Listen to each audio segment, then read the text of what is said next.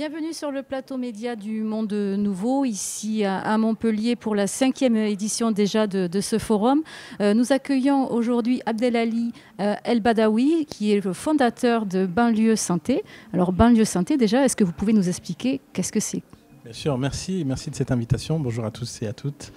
Donc moi, je suis infirmier de profession et j'ai exercé pendant un certain nombre d'années sur la question des inégalités sociales de santé. Et donc Banlieue Santé est une organisation que j'ai fondée, dont l'objectif est de lutter contre les inégalités sociales de santé. Il y a 10 ans d'écart d'espérance de vie entre ouvriers et cadres sup en France. Et donc pour moi, c'était important d'avoir une vision de la santé qui part du terrain, qui part des habitants, des besoins des habitants et reconnecte tous ces publics, je dirais, au droit commun et au droit à la santé. Alors, vous appelez banlieue santé, mais vous n'intervenez pas forcément qu'en banlieue. Tout à fait. Banlieue santé, en fait, c'est une des définitions de banlieue qui ne veut pas dire quartier populaire. Banlieue veut dire lieu banni, donc le verlan de banlieue, lieu banni, la mise au ban, toutes celles et ceux qui sont loin du droit commun. Et en fait, au XIVe siècle, les rois mettaient les personnes atteintes de lèpre, de peste, les indigents dans des lieux bannis. Et les lieux bannis étaient la ruralité.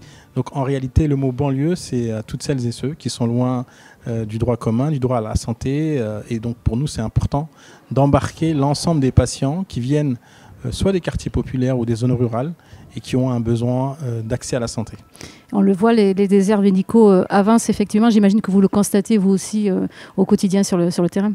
Oui, c'est vrai que les déserts médicaux avancent et il y a de plus en plus de besoins des patients. Les pathologies deviennent de plus en plus complexes. Il y a de plus en plus de maladies chroniques. Il y a de plus en plus de personnes qui aujourd'hui ont un recours tardif à la santé, un non-recours à la santé. Et donc par conséquent, on a une multiplication aujourd'hui des maladies qui fait que les patients vont de moins en moins chez le médecin, la peur du médecin, la peur du diagnostic, le manque de moyens parfois. Donc c'est pas parce qu'on a une sécurité sociale ou une carte vitale que ça fonctionne. Parce qu'il y a une réalité, c'est que les gens aujourd'hui en situation de vulnérabilité, l'accès à la santé, c'est toujours le dernier recours. Et donc c'est comment nous, on leur permet aujourd'hui d'avoir accès à la santé en priorité aujourd'hui. Et alors comment vous faites pour leur permettre d'avoir cet accès à la santé ? Aujourd'hui, en fait, on a différents dispositifs d'accès à la santé, mais aussi des dispositifs, je dirais, d'aller vers, puisqu'on crée des solutions de santé en partant du besoin de terrain. Donc notre priorité à nous, c'est la concertation avec les habitants. Et aujourd'hui, cette concertation, elle est importante parce qu'il y a une réalité, c'est que si vous ne concertez pas et vous ne posez pas les questions aux patients, vous n'arriverez pas à trouver la solution de santé qui va avec. Et donc, nous, on crée des solutions de santé, typiquement des lieux de vie, comme le Café des femmes, qu'on a pensé avec les femmes, parce que elles sont en première ligne des inégalités sociales. Elles sont aujourd'hui celles qui portent le poids de la vie, portent la vie, et elles sont la résolution aux inégalités sociales. Et donc, on a monté un tas de programmes avec elles, ambassadrices en santé, mais aussi d'autres programmes qui permettent à ces femmes d'être celles qui agissent sur les questions de santé. Vous ciblez aussi les aînés ? Oui, les aînés, c'est un peu notre, je dirais, projet bébé parce que c'est le premier projet qu'on a lancé, les biens aînés. C'était pour dire aussi qu'on a un certain nombre de personnes âgées qui sont exclues du système de santé et qui aujourd'hui ne se soignent pas correctement. Donc on a d'ailleurs lancé une étude scientifique avec le CNRS, avec la PHM, mais aussi d'autres structures associatives de terrain, où on avait envie de travailler sur la question scientifique de ces publics-là. Et donc là, avec Santé publique France, avec le CNRS et d'autres, on a publié des études scientifiques. Donc on a un programme d'accès à la santé pour les personnes âgées.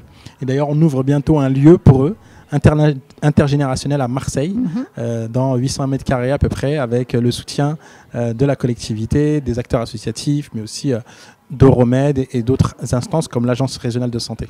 Marseille, où vous êtes bien implanté aussi après la région parisienne.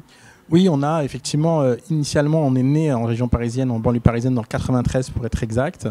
Et puis après, on s'est déployé à Marseille et puis dans d'autres régions maintenant, puisqu'on a aussi sillonné les Hauts-de-France, mais aussi la région Grand Est et d'autres régions. Puis aujourd'hui, on est en train de développer d'ailleurs à l'international, au Maroc, en Belgique, en Angleterre, aux États-Unis et dans d'autres pays en Afrique aujourd'hui.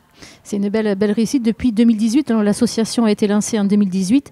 2 ans après, patatras, c'est la crise du Covid qui a marqué un grand tournant pour vous. Enfin, ça a été un moment fort d'engagement. Tout à fait. En 2020, quand il y a eu la crise, nous, on s'est posé la question des plus vulnérables. Et il y a une réalité, c'est qu'aujourd'hui, les chiffres sont clairs. En Seine-Saint-Denis, pendant la Covid, il y a eu plus de 134% 30% de surmortalité par rapport à la moyenne nationale, essentiellement des gens issus, je dirais, de classes ouvrières, et puis pour beaucoup en plus de classes immigrées. Et pour nous, c'était important de travailler sur un projet de santé pour aller chercher les publics les plus éloignés et leur permettre d'avoir accès à la santé, à l'alimentation à ce moment-là. Et c'est vrai que la Covid nous a exposés, puisqu'on a su très vite, en 48 heures, se mobiliser les acteurs associatifs de ces territoires qu'on appelle affectueusement le plancton, parce que pour nous, c'est hyper précieux. C'est pas la baleine qui fait le travail, c'est le plancton qui est pour nous important. Et donc pour nous, ça a été un grand tournant. Et aujourd'hui, Banlieue Santé a permis je dirais, de se déployer un peu partout et puis de créer aussi et de faire en sorte que d'autres organisations se lancent, comme Banlieue School, que j'ai cofondé, Banlieue Climat, qui est d'ailleurs ici. Vous semez. Exactement, on sème. On se sent un peu comme des agriculteurs qui faisons pousser un peu avec ce terreau fertile et puis on transmet surtout. Et en 6 ans d'existence avec Banlieue Santé, quelle est votre plus belle réussite, le moment dont vous êtes le plus fier? Je crois que le moment le plus fier pour nous, c'est simplement quand on réussit à remettre des personnes aujourd'hui exclues du système de santé dans un dispositif d'accès à la santé, dans des examens complémentaires, dans des scanners, des rendez-vous plus rapides, quand on permet à des gens de faire des diagnostics de cancer plus tôt. Et ben, tout ça pour nous, c'est des réussites parce que la réalité, c'est qu'en fin de compte, quand on regarde tout cela, c'est uniquement des années de vie. Des années de vie en moins, des années de vie qu'on arrive à préserver à ces personnes qui ont tant travaillé, parce qu'il faut aussi le dire, la sécurité sociale a été créée en 1948, les classes ouvrières ont été les premiers à cotiser, et donc pour nous c'est important de se soucier de celles et ceux qui ont permis aujourd'hui de nous permettre d'avoir ce système de droit commun, ce droit à la santé, ce droit à d'autres choses, et donc c'est nos plus belles réussites, c'est de faire en sorte de préserver le capital de vie à toutes ces personnes qui sont éloignées du système de santé. Et en 6 ans, est-ce que encore vous vous heurtez à des difficultés? Est-ce qu'il y a des problèmes infranchissables? Est-ce qu'il y a encore des choses compliquées à faire avancer? Je crois que chaque problème, il y a une solution à trouver. Et donc pour nous, c'est important de travailler avec les institutions privées, étatiques, les acteurs associatifs, les collectivités, les élus quand ils aujourd'hui ont des moyens. Parce que je crois aussi que les maires, dans leur collectivité, peuvent aussi être un fort levier de santé publique.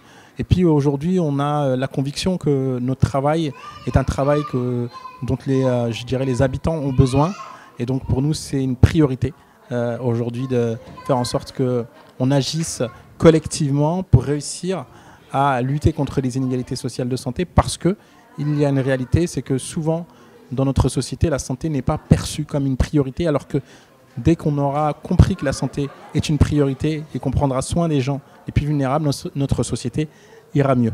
Et qu'est-ce qui va se passer pour vous alors dans les prochains mois, les prochaines années? Est-ce que vous avez des projets, des envies Tout à fait. En fait, on va continuer à développer nos projets, les lieux de vie, le Café des Femmes. Puis là, on inaugure un lieu intergénérationnel à Marseille. On est en train aussi de développer des centres de santé participatifs dans des territoires. On est en train de vraiment créer tout un tas de programmes, que ce soit chez Banlieue Santé, Banlieue School ou Banlieue Climat. Et puis d'autres organisations sont en train d'arriver, qui sont en train de pousser, Banlieue Droit, Banlieue Sport, qui sont en train d'arriver et qui pour nous sont très importants pour vraiment essayer d'avoir une vision très holistique de la santé qui prend en compte l'ensemble des déterminants. Holistique, voilà, qui prend en compte donc la santé dans sa globalité, c'est pour vous. Tout à fait.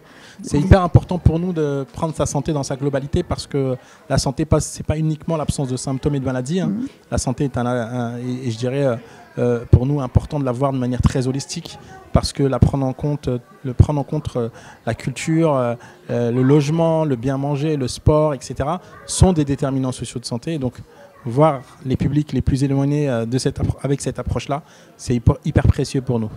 Très bien, je vous remercie d'être venu nous voir sur ce plateau média. Je vous souhaite un bon forum. Merci beaucoup. Merci à vous. Merci.